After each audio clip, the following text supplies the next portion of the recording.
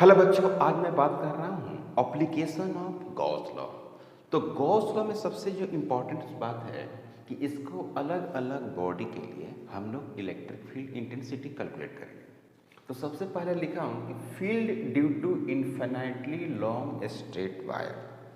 अगर कोई straight wire हो, इन्फिनाइटली लॉन्ग हो, तो उसके लिए आप इलेक्ट्रिक फील्ड इंटेंसिटी कैसे कैलकुलेट करेंगे। तो सबसे आसान तरीका से हम लोग गॉस के बारे में बात करेंगे। तो यहाँ पर हम जानते हैं, यहाँ पर लिखेंगे कि वी नो दैट, दो चीज़ हम जानते हैं।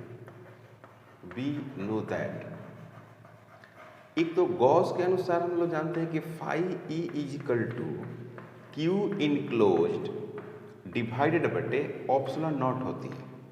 और दूसरा हम जानते हैं एक flux is equal to integration E vector dot D A vector, ऐसे हमको मालूम है। तो अगर दोनों को लेकर चलें तो इस तरह से क्या कर सकते हैं, E vector dot D A vector equal to Q enclosed और डिवाइडेड बटे ऑप्सिलॉन नॉट। तो ये जो फॉर्मूला है वो इलेक्ट्रिक फील्ड इंटेंसिटी कैलकुलेट करने के लिए यूज करेंगे। Used for calculation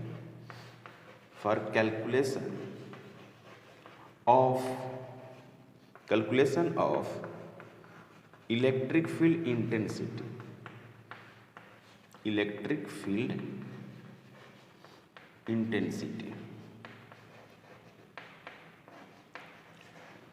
electric field intensity अगर कैलकुलेट करना हो काफ़ी आसानी तरीका से, तो इस फार्मूला का आप इस्तेमाल करेंगे। जैसे हम इन्फिनाइटली लॉन्ग वायर की बात करते हैं, देखिए इन्फिनाइटली लॉन्ग वायर है जैसे,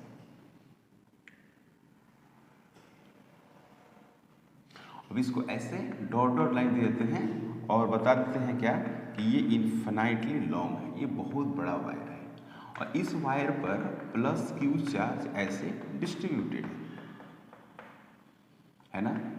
इस रॉड पे इस तरह से प्लस क्यू चार्ज डिस्ट्रीब्यूटेड है और इसी चार्ज के वजह से हमको क्या करना है कि इस पॉइंट पे इलेक्ट्रिक फील्ड इंटेंसिटी पता करना है और ये डिस्टेंस कितना है, आर डिस्टेंस है।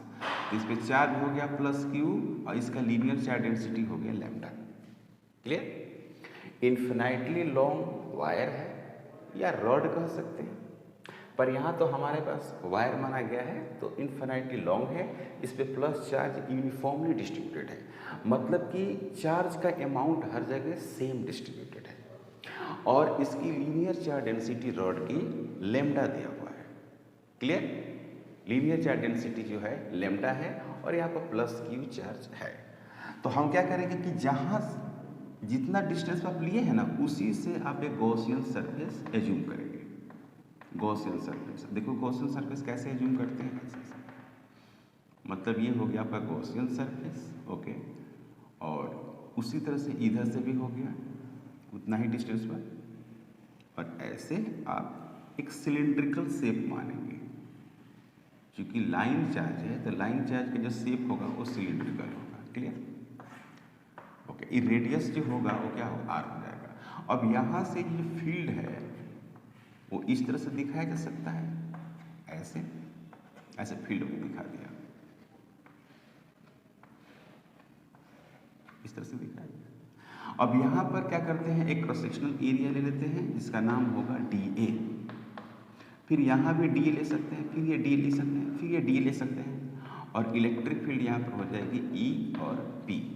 और इस फार्मूला को यूज करेंगे। तो इस फार्मूला को जब आप यूज करेंगे तो कैसे आपको मिल जाएगा, जरा देखिए, integration E vector E P vector D ए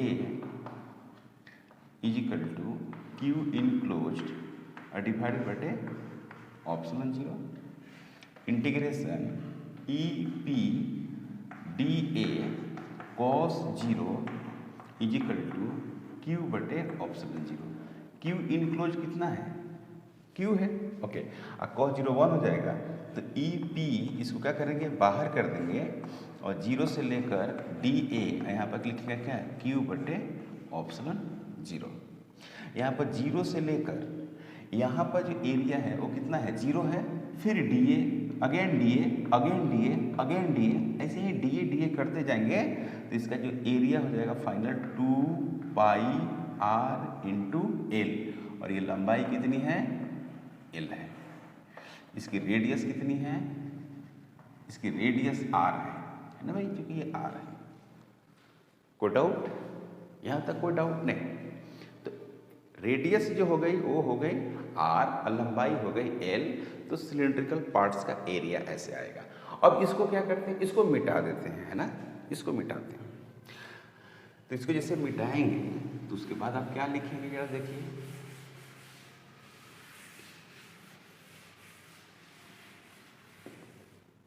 देखिए इसके बाद लिखेंगे ऐसे, ई पी यहाँ पर लिख देंगे ए और 0 से लेकर 2 pi R into L is equal to Q divided by epsilon naught. तो यहाँ पर हो गया क्या, ई पी हो गया, यहाँ पर हो गया क्या 2 pi R into L minus 0 is equal to Q बटे एप्सिलॉन नॉट। तो यहाँ पर हो गया क्या, ई पी है ना, और 2 पाई आर इंटू एल और क्यू डिवाइडेड बटे एप्सिलॉन नॉट। तो यहाँ पर क्या हो गया, E P is equal to 1 बटे 2 पाई आर इंटू एल और क्यू बटे एप्सिलॉन नॉट। तो E P is equal to 1 बटे 2 pi epsilon naught into Q divided बटे एल इंटू 1 बटे आर, और लेमडा जो होता है लीनियर चार्ज डेंसिटी, ये क्या होता है बच्चों, क्यू बटे एल होती है। तो ये आ गया रिजल्ट आपको, ई पी इक्वल टू 1 बटे 2 पाई एप्सिलॉन नॉट, और यहाँ पर आ गया लेमडा डिवाइडेड बटे आर, लेमडा बटे आर ऐसे आ गया, है ना, इस तरह से वैल्यूज आ गए लेमडा बटे आर। अब ये जो फील्ड है वो दो चीज़ों पर डिपेंड कर रहा है, एक तो आपको लीनियर चार्ज डेंसिटी लेमडा और दूसरा है कि रेडियस। तो रेडियस में 1 बटे आर है, और अक्सर इलेक्ट्रिक फील्ड इंटेंसिटी 1 बटे आर स्क्वायर आता है। तो यहाँ पर 1 बटे आर का मतलब ये हुआ कि फील्ड कम घटेगी। अगर आप डिस्टेंस आगे बढ़ते जाते हैं, आगे की तरफ अगर जा रहे हैं चार्ज से या वायर से, तो फील्ड तो घटेगी लेकिन कम घटेगी, ये कहना चाहता है। ओके, तो यहाँ पर आपको मिल गया कि ई जो है वो डायरेक्टली प्रोपोर्शनल लेमडा है, और ई जो है इन्वर्सली प्रोपोर्शनल 1 बटे आर है, ऐसा। ओके, इसका डायग्राम अगर देखा जाए तो इधर अगर आप ई देते हैं, इधर क्या देते हैं, इधर लेमडा देते हैं, तो ये हो गया क्या, ऐसे, है ना। अगर इधर ई है और इधर क्या दे देते हैं बाबू, आर दे देते हैं, इधर आर, तो ये क्या है, ऐसे। अब देख रहे हैं, इससे मिल गया। ओके, तो ये हो गया इसका डायग्राम। लेकिन अगर हम रिजल्ट की बात करें तो थोड़ा सा इसमें हम चेंज करना चाहते हैं। रिजल्ट जो आया है ये रिजल्ट है, क्योंकि मुझे 1 बटे 2 पाई एप्सिलॉन 0 का वैल्यू तो पता नहीं है, लेकिन मुझे 1 बटे 4 पाई एप्सिलॉन 0 का वैल्यू पता है। तो हम इसको ऐसे भी तो लिख सकते हैं, E P is equal to 1 बटे 4 पाई एप्सिलॉन 0 और 2 लेमडा बटे आर, है ना। अब अच्छा, क्योंकि इसका वैल्यू हमको मालूम है। ओके, अब यहाँ पर जैसे कि रॉड है प्लस है, यहाँ पे 4 लेमडा है, लेमडा प्लस है, तो यहाँ पे जो फील्ड होगा वो सीधे बाहर होगा, सीधे बाहर होगा फील्ड का वैल्यू इधर होगी, इधर E1, इधर क्या है E2 है, तो E1 जो है वो छोटा है किस, E2 से, ऐसा। अगर वेक्टर के टर्म में इसको लिखते हैं, वेक्टर के टर्म में, तो मिलेगा क्या आपको, 1 बटे 4 pi epsilon 0 into 2 lambda divided बटे आर, और क्या होगा, एन कैप होगा। देख रहे क्या होगा, E vector is equal to 1 बटे 4 पाई एप्सिलॉन 0 2 लेमडा बटे आर और एन कैप होगा। सतह पर हमेशा क्या होगा, परपेंडिकुलर होगा। अगर प्लस होगा तो बाहर, और माइनस होगा तो अंदर की तरफ होगा। सिंपल बात है, इसमें कोई ज़्यादा ज़्यादा घुमाव की जरूरत नहीं। Okay. Field due to uniformly charge infinite plane sheet. इसमें क्या है कि एक प्लेन शीट है ऐसे, इस तरह से एक प्लेन शीट है। प्लेन शीट का मतलब बहुत पतला एक शीट है, पेपर की तरह, बिल्कुल पेपर की तरह है। इस पे प्लस चार्ज ऐसे डिस्ट्रीब्यूटेड है यूनिफॉर्मली। हर जगह चार्ज का जो मैग्नीट्यूड है वो क्या है, सेम है। इसका सरफेस चार्ज डेंसिटी सिग्मा है, चार्ज जो है प्लस क्यू है। तो इसमें जो है गॉसियन सरफेस कैसा लेते हैं, ईस्ट साइड का लेते हैं ऐसे, ऐसे इस तरह से ऐसे। उसी तरह से इधर भी सेम डिजाइन में ऐसे एज्यूम करते हैं और ऐसे कर सकते हैं।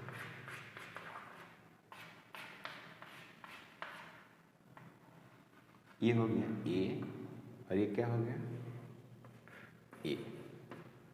इधर हो गया फील्ड ई, इधर हो गया फील्ड ई ऐसे। इस जगह को क्या मान लेते हैं 1, इस जगह को मान लेते हैं 2। इधर अपन एरिया अगर लेंगे तो इधर एरिया आएगा ए, इधर भी एरिया लेंगे तो ए आएगा, सतह परपेंडिकुलर। और सीट कैसा है, ऐसा है। तो ऐसे चार्ज डिस्ट्रीब्यूटेड है और इधर भी चार्ज डिस्ट्रीब्यूटेड है, तो इसका फील्ड जो होगा सीधे बाहर होगा और इसका एरिया वेक्टर भी बाहर होगा। तो एरिया वेक्टर भी बाहर है और इसका फील्ड भी कहाँ है, बाहर है ना। तो फ्लक्स कितना हो जाएगा, ई इंटू ए। इधर देखिए फील्ड इसमें इधर चार्ज रहेगी तो फील्ड कहाँ रहेगी, इधर, और एरिया वेक्टर किधर है, इधर। तो इसकी भी फ्लक्स हो गई ई इंटू ए। तो जो फाई 1 है वो कितना है, ई इंटू ए है। जो फाई 2 है वो भी कितना है, ई इंटू ए है। तो नेट जो फ्लक्स हो गया वो क्या हो गया, फाई 1 हो गया प्लस फाई 2 हुआ, फाई 1 प्लस फाई 2। तो E into A plus E into A, तो ये हो गया आपका 2e into A, phi is equal to, और फाई बराबर क्या हो गया, क्यू बटे ऑप्सलन नॉट, क्योंकि चार्ज क्या है, क्यू बटे ऑप्सलन नॉट है।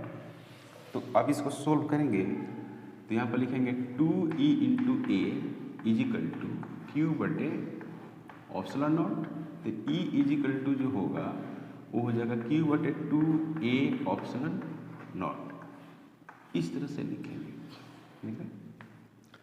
E इजिकल टू क्यू बटे 2a ऑप्सलन 0। तो E को क्या लिखेंगे, क्यू बटे a 1 बटे 2 ऑप्सलन नॉट।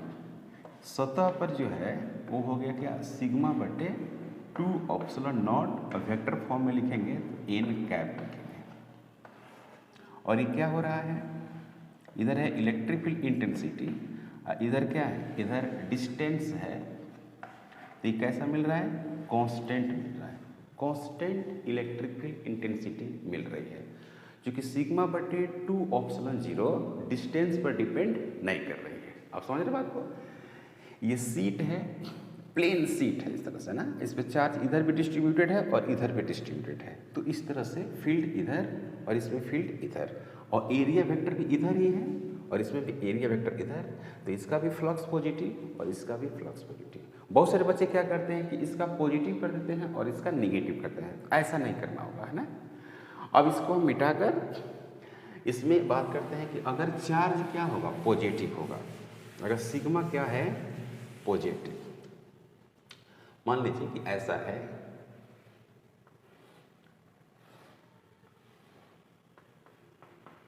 पॉजिटिव ऐसे चार्ज डिस्ट्रीब्यूटेड है इसे। तो किसी भी पॉइंट पर लीजिएगा, इधर किसी भी पॉइंट पर आप लेते हैं तो हर जगह मान क्या होगा, ई ही होगा, पॉजिटिव बाहर की तरफ होगी। अगर निगेटिव होगी तो अंदर की तरफ होगी। माइनस माइनस माइनस माइनस, सब माइनस है ना। तो यहाँ पर क्या हो गया, अंदर की तरफ, देखिए। और सब जगह मान क्या होगा, ये हो गया सिग्मा, ये भी हो गया सिग्मा। तो इसमें जो वैल्यूज होगी E vector is equal to sigma बटे 2 epsilon 0 minus N cap, E is equal to हो गया सिग्मा बटे 2 ऑप्सलन 0 और एन कैप प्लस ये आउटवर्ड है और ये इनवर्ड है। काफ़ी इंपॉर्टेंट है। ओके, अब इसको रिजल्ट को याद रखना। सतह पर ये फील्ड है, कहाँ पे है फील्ड? ये सतह पर, याद रखेंगे। अब मान लीजिए कि इसमें हम ऐसा करते हैं कि 2 प्लेन शीट ले लेते हैं और एक पे पॉजिटिव और दूसरे पर नेगेटिव, ऐसे करते हैं। नोट कि 2 प्लेन शीट है, एक ऐसा है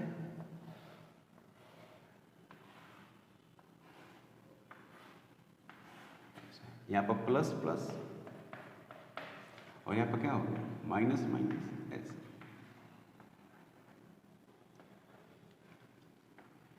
ऐसे तो इसके चलते जो फील्ड होगा वो किधर होगा? अंदर होगा। और इसके चलते जो फील्ड होगा कहाँ होगा? बाहर होगा। इसमें क्या होगा? इसके चलते जो फील्ड होगा बाहर होगा और इसके चलते जो फील्ड होगा अंदर होगा, है ना। और इसमें जो है इसके चलते फील्ड अंदर और इसके फील्ड भी क्या हो जाएगा? इसके बाहर। तो इसमें क्या होगा? दोनों एक दिशा में आ रही है। तो इसको अगर हम 2 नंबर देते हैं और इसको देते हैं 1 नंबर और इसको देते हैं 3, यहाँ पर भी सिग्मा है और यहाँ पर भी क्या है? सिग्मा ही है। तो जो E1 लिखेंगे वो क्या लिखेंगे? सिग्मा बटे 2 ऑप्सलन 0 और माइनस सिग्मा बटे 2 ऑप्सलन 0। तो आउटसाइड में 0 हो गया। E2 की अगर हम बात करें तो क्या मिलेगा? सिग्मा बटे 2 ऑप्सलन 0 और सिग्मा बटे 2 ऑप्सलन 0, ऐसा आएगा। तो सिग्मा बटे ऑप्सलन 0। E3 इक्वल टू क्या आएगा? सिग्मा बटे 2 ऑप्सलन 0 माइनस सिग्मा बटे 2 ऑप्सलन 0, तो आएगा यहाँ पर 0। कहने का मतलब ये हुआ कि अगर एक प्लेन शीट पॉजिटिव हो और दूसरा क्या हो? निगेटिव हो, तो उसके बीच में ही फील्ड होगा, आउटसाइड में फील्ड क्या होगा? नहीं होगा। समझ में आया बात? ऐसे ये हो गया क्या? सिग्मा, ये क्या हो गया? माइनस, ऐसे। तो यहाँ पर फील्ड क्या है? 0 है, यहाँ भी 0 है और यहाँ पर जो फील्ड है इस दिशा में है और सिग्मा बटे ऑप्सलन 0 है। इन बिटवीन, काफ़ी इंपॉर्टेंट है, इन बिटवीन जो फील्ड है वो सिग्मा बटे ऑप्सलन नॉट आएगा। इसको याद रखें।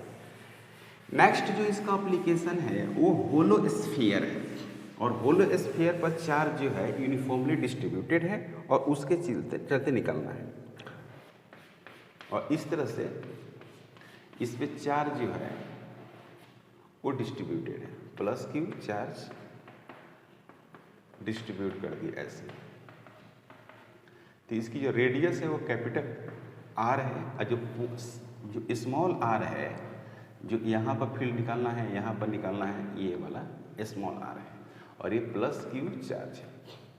इस पर सरफेस चार्ज डेंसिटी क्या है? सिग्मा है। तो इसमें जो पहला जो है कैपिटल आर क्या है? रेडियस ऑफ सेल है, radius of shell. Small R है distance between centre, distance between centre and point.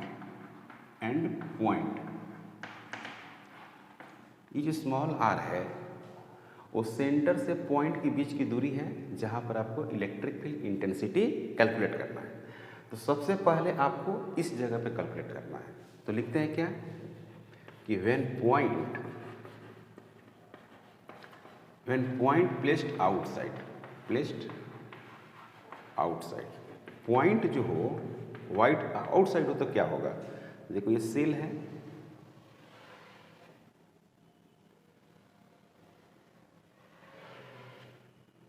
ये सेल है, इस पे चारों तरफ ऐसे चार्ज डिस्ट्रीब्यूटेड है और इसका सरफेस जो चार्ज डेंसिटी है वो सिग्मा है। ये हो गया कैपिटल आर, ये हो गया क्या? पॉइंट, ऐसे हो गया, ये स्मॉल आर हो गया।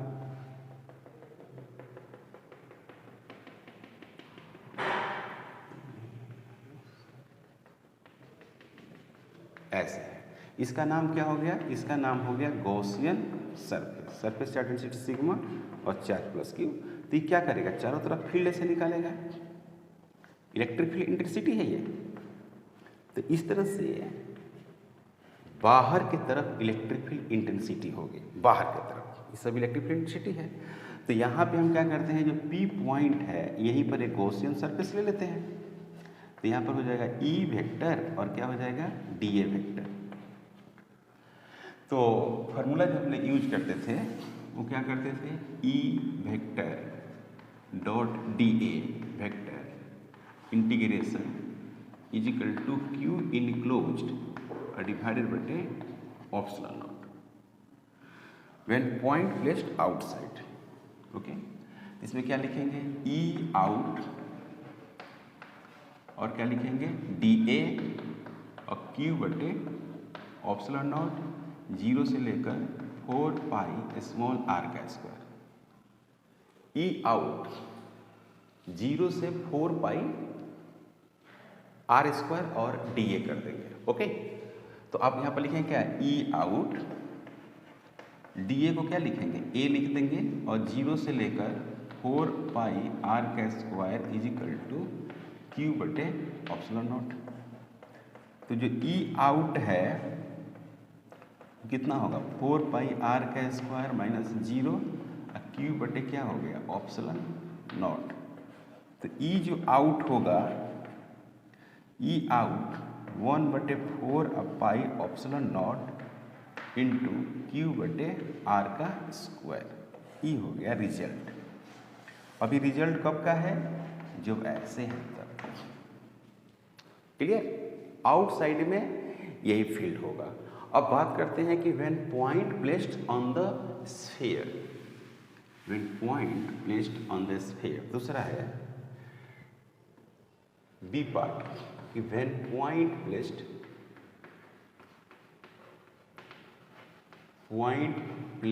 On the sphere, on the sphere, sphere. तो ये क्या हो गया? यहीं पर रखे हुए हैं। ये देखो, ये यहाँ पर है। ओके, तो गॉसियन सरफेस भी क्या करेंगे? यहीं पर रख लेंगे ना। इसी के सतह पे जस्ट ऊपर से गॉसियन सरफेस का एक है ना बाउंड्री दे देंगे, जिससे क्या होगा कि फील्ड इसी के अंदर आ जाएगा।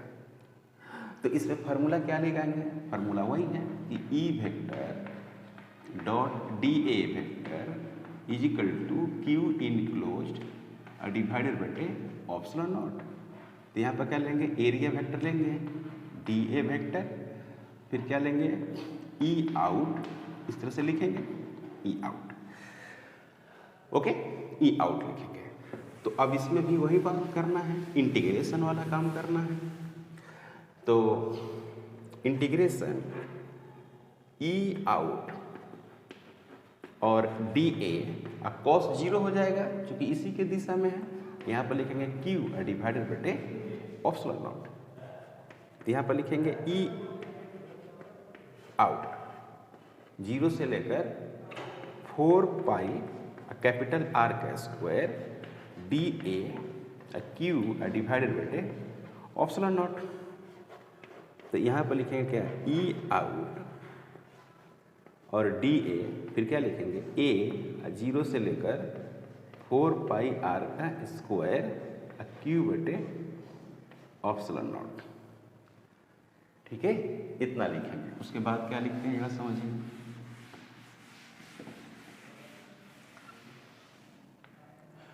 तो यहाँ पे ई आउट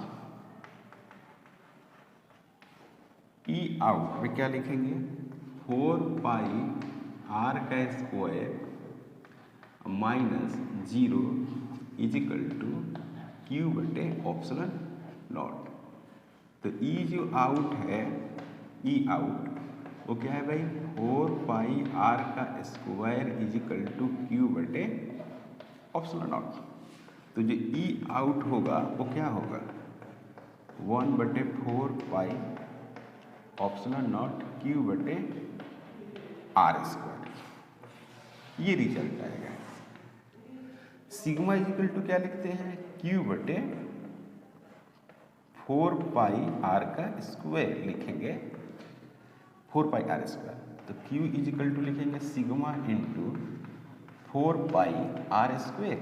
तो इसको पुट करेंगे, E out equal to 1/4 pi epsilon naught Q sigma into 4 pi R square divided बटे R square cancel, 4 pi cancel, तो सिग्मा बटे ऑप्शन नॉट और ई क्या हो गया, out. Okay, E out is equal to sigma बटे epsilon naught, result लिखते हैं, कोड आउट। ओके, अब लिखना है क्या कि व्हेन पॉइंट प्लेस्ड इनसाइड, अगर पॉइंट को कहाँ रखना है, इनसाइड, तो पॉइंट को इनसाइड रखेंगे तो फील्ड इंटेंसिटी 0 आती है। सी है कि व्हेन पॉइंट प्लेस्ड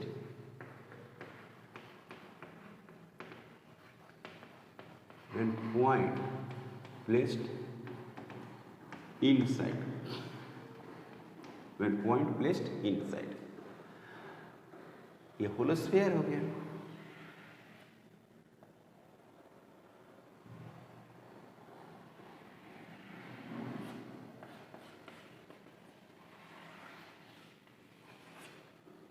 यहाँ पर रेडियस कैपिटल आर है और प्लस बाहर की तरफ सतह पर इस तरह से डिस्ट्रीब्यूटेड है। तो यहाँ पर क्या लिखेंगे, ये स्मॉल आर हो गया है ना, और यहाँ से इस तरह से गॉसियन सरफेस ऐसे ले लेंगे। तो मान लेते हैं कि यहाँ पे डी ए एरिया वेक्टर है और इलेक्ट्रिक फील्ड ई इन है, मान लेते हैं। तो इसके अंदर क्या है, क्यू इनक्लोज्ड कितना है, 0 है, क्यू इनक्लोज्ड 0 है।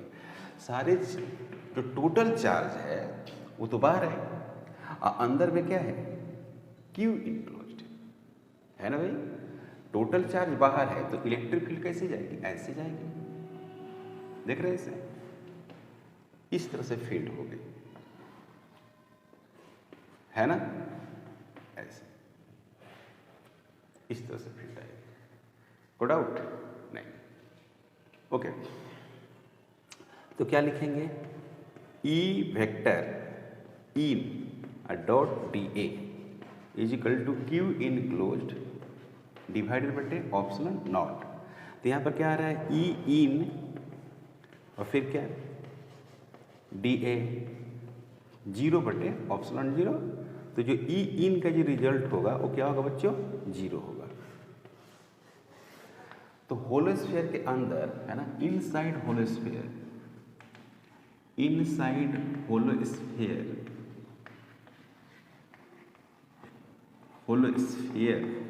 और सेल इलेक्ट्रिक फील्ड इंटेंसिटी 0 होती है। इलेक्ट्रिक फील्ड इंटेंसिटी 0 है ना। इलेक्ट्रिक फील्ड इंटेंसिटी का जो मान आएगा वो क्या आएगा बच्चों, 0 आएगा। ओके, अब क्या करते हैं, ग्राफिकल रिप्रेजेंटेशन।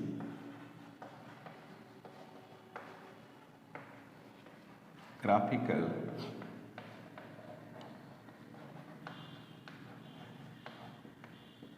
रिप्रेजेंटेशन। तो जो ई आउट है वो क्या है, 1/4 पाई ऑप्सिलॉन 0 है और क्यू बटे आर का स्क्वायर है, आर ग्रेटर देन आर में, यानी ई आउट जो है 1/r स्क्वायर है। जो ई ऑन है वो 1/4 पाई ऑप्सिलॉन 0 है और क्यू बटे कैपिटल आर का स्क्वायर है और आर बराबर आर है। ई इन जो है वो क्या है, 0 है, R less than capital R. Quote out. अब इसी को एक प्रॉपर डायग्राम में आपको कैलकुलेट करना है, दिखा देना है डायग्राम में। तो दिखाते हैं डायग्राम में, इसको मिटाते हैं। इसको मिटा दिया मैंने, और मिटाने के बाद इसको लिखते हैं क्या, इधर देते हैं क्या इलेक्ट्रिक फील्ड इंटेंसिटी, इधर इलेक्ट्रिक फील्ड इंटेंसिटी, और इधर क्या लिखते हैं आर, मीटर में लिखते हैं। तो यहाँ तक जो हो गया वो R लेस देन आर हो गया, यहाँ पे जो हो गया वो R बराबर R हो गया, ये यहाँ से यहाँ तक, और फिर यहाँ से यहाँ तक ये R ग्रेटर देन R की बात हो रही है। ओके, तो ये हो गया, इस तरह से बन जाएगा, है ना। ये ऑन है, ये क्या है ऑन, सतह पर सबसे ज़्यादा, ई क्या है आउट, घट रहा है, ई है क्या इन है जो जीरो है ना, गुड आउट। इस तरह से इलेक्ट्रिक फील्ड इंटेंसिटी का ये ग्राफ है, ये बड़ा इंपॉर्टेंट है ना भाई, ये बड़ा इंपॉर्टेंट है, याद रखना, काफ़ी इंपॉर्टेंट है। अब इसको हटाते हैं, है ना, इसको मिटा देते हैं, और नेक्स्ट जो है वो बात करेंगे हम लोग सॉलिड स्फीयर का।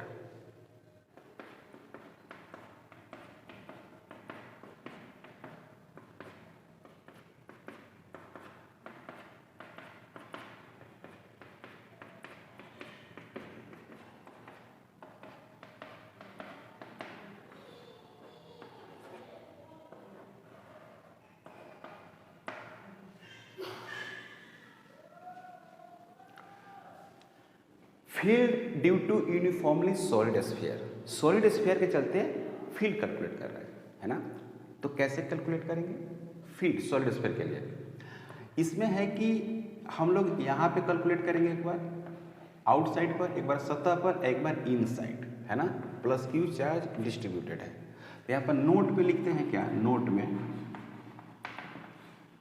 ई आउट याद रखिएगा and E on same as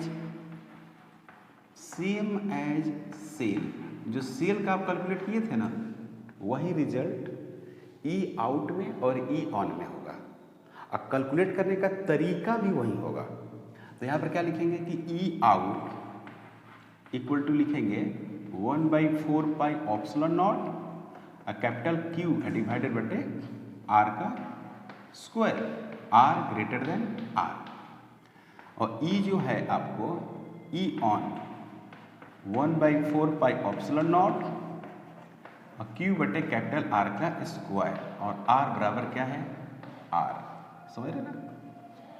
ये थोड़ा सा अलग है, ये तो अलग ना है, कंडीशन दिया हुआ है।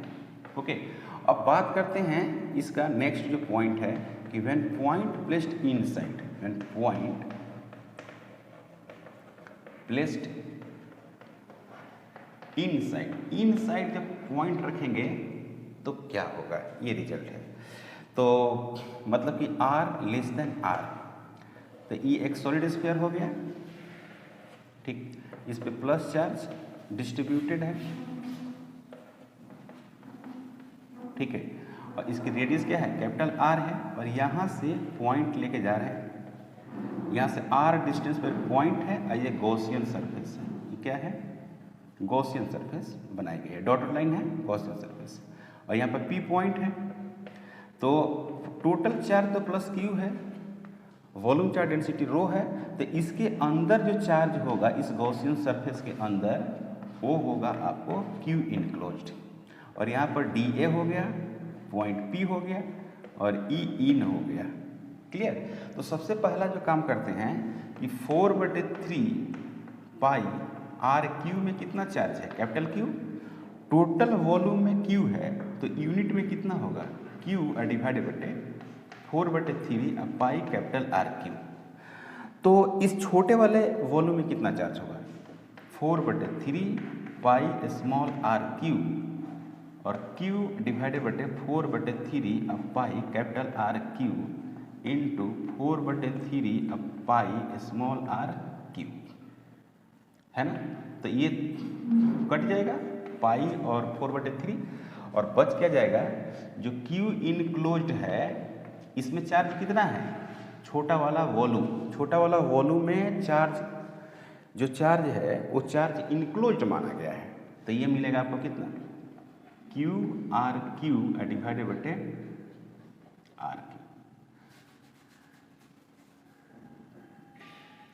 यहाँ पर हो गया क्या, क्यू आर क्यू डिवाइडेड बटे कैपिटल आर क्यू, ऐसा होगा क्यू आर क्यू डिवाइडेड बटे कैपिटल आर क्यू।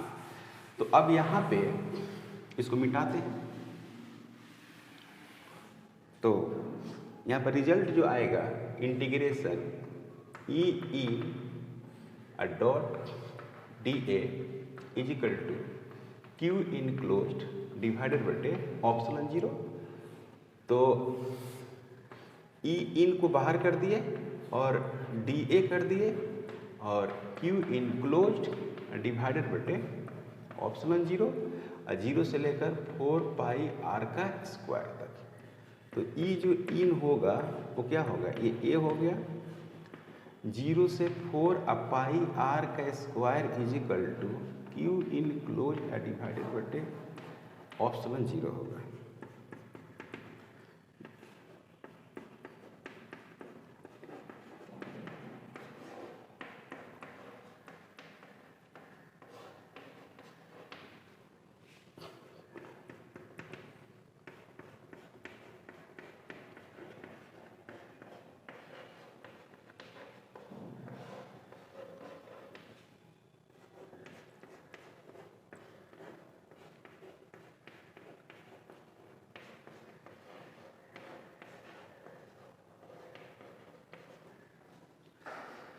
तो ई इन बराबर ये आ गया ना, ये इन बराबर वैल्यूज ये आ गया, क्लियर। अब इस क्यू इनक्लोज्ड के जगह पे जो रिजल्ट है उसको पुट करना है। अब क्या रिजल्ट है ये देखो भाई, क्यू इनक्लोज्ड जो वैल्यू आया है वो ये रहा क्यू इनक्लोज्ड। तो E in is equal to E in equal to 1/4 pi epsilon naught और क्यू इनक्लोज। तो क्यू इनक्लोज बराबर क्या होगा, क्यू आर क्यू डिवाइडेड बटे आर क्यू, और क्यू आर क्यू है ना डिवाइडेड बटे आर का स्क्वायर। तो ये कट जा रहा है, तो ई जो इन आ रहा है वो कैसा हो रहा है 1/4 pi option 0 Q R divided बटे आर क्यू, ऐसा। कोई डाउट नहीं। तो इसमें क्या मिल रहा है कि जो ई इन है वो डायरेक्टली प्रोपोर्शनल आर मिल रहा है एट सेंटर ऑफ स्फीयर। अगर स्फीयर के सेंटर पर बात करते हैं तो स्मॉल आर बराबर क्या लिखना पड़ेगा 0। स्मॉल आर बराबर 0 लिखिएगा तो ई सेंटर क्या हो जाएगा, ई सेंटर होगा 0। कोई डाउट, यहां तक कोई डाउट नहीं है। अगला देखिए कि इसको मिटाते हैं, हो गए। अब इसी को हम दूसरे टर्म में लिखते हैं, डेंसिटी के टर्म में लिखते हैं। तो ये रिजल्ट था E in is equal to था 1/4 पाई ऑप्शनल नॉट और क्यू आर डिवाइडेड बटे R Q. Rho is equal to क्या होता है चार्ज बटे वॉल्यूम, तो 4/3 अब पाई कैपिटल आर क्यू। तो क्यू इज इक्वल टू जो होगा रो इंटू 4/3 अब पाई आर क्यू। तो ई जो इन होगा ई इन उसको क्या लिखेंगे 1/4 pi epsilon naught into rho into 4/3 pi R Q into Q के बदले में स्मॉल आर डिवाइडेड बटे आर क्यू। तो ये और ये कैंसिल हो गया, ओके। 4 से 4 कैंसिल होगा तो रो आर डिवाइडेड बटे 3 पाई ऑप्शन 0 ई इन। ये भी बड़ा इंपॉर्टेंट रिजल्ट है, क्लियर। ये भी रिजल्ट काफ़ी इंपॉर्टेंट है, ओके। तो अब इसमें हम लोग डायग्राम ड्रॉ करेंगे। तो ग्राफिकल रिप्रेजेंटेशन, इसको मिटाते हैं। Graphical representation of electric field intensity due to solid sphere. Graphical representation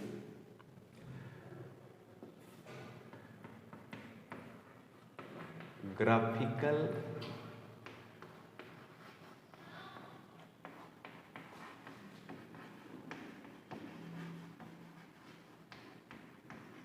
representation of electric field intensity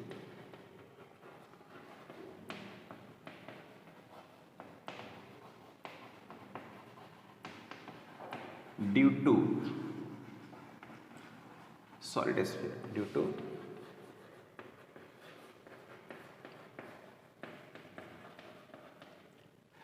graphical representation of electric field intensity due to solid sphere। तो ये solid sphere है, plus charge distributed है ऐसे।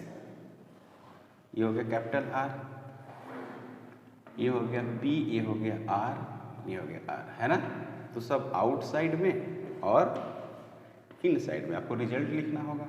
तो यहाँ पर लिखते हैं ई जो आउट है वो क्या है 1/4 पाई ऑप्सिलॉन 0 क्यू बटे आर का स्क्वायर। ई जो ऑन है वो क्या है 1/4 पाई ऑप्सिलॉन 0 और क्यू बटे कैपिटल आर स्क्वायर। ई जो इन है वो है 1/4 पाई ऑप्सिलॉन 0 क्यू आर डिवाइडेड बटे आर का क्यू। और ई जो सेंटर है, ई सेंटर इज इक्वल टू क्या है 0 है।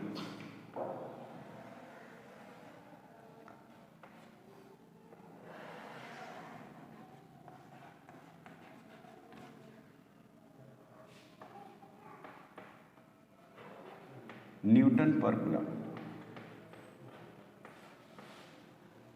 तो इस पे क्या होगा कि सेंटर पर 0 है, सेंटर पर 0। अंदर पे कैसा है स्ट्रेट लाइन है, देखो अंदर में स्ट्रेट लाइन है ना, ये स्ट्रेट लाइन है, ये कांस्टेंट, ये कांस्टेंट, मतलब कि ई जो इन है वो डायरेक्टली प्रोपोर्शनल क्या है आर है। और कहाँ तक है यहाँ तक, आर बराबर आर। उसके बाद फिर क्या हो रही है घट रही है ना। तो ये जो हो गया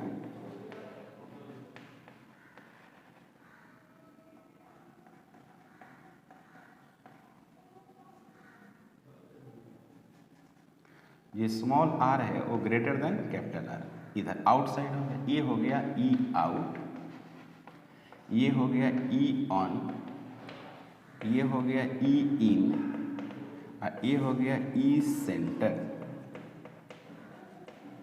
ई सेंटर। वीवीआई काफ़ी इम्पोर्टेंट है वीवीआई। तो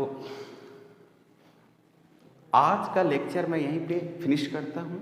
और इलेक्ट्रिक चार्जेज एंड फील्ड्स मतलब कि एनसीईआरटी के अकॉर्डिंग चैप्टर नंबर 1 आज हम लोग फिनिश कर दिए हैं बोर्ड के लिए। ये किसी भी बोर्ड के लिए आप पढ़ सकते हैं, बिहार बोर्ड, सीबीएसई बोर्ड, सभी बोर्ड जो है एनसीईआरटी को फॉलो करती है। क्लियर है? तो आज का क्लास में स्टॉप करते हैं। अगर आप हमारे चैनल पर नए हैं प्लीज़ सब्सक्राइब करें, शेयर करें। Thank you.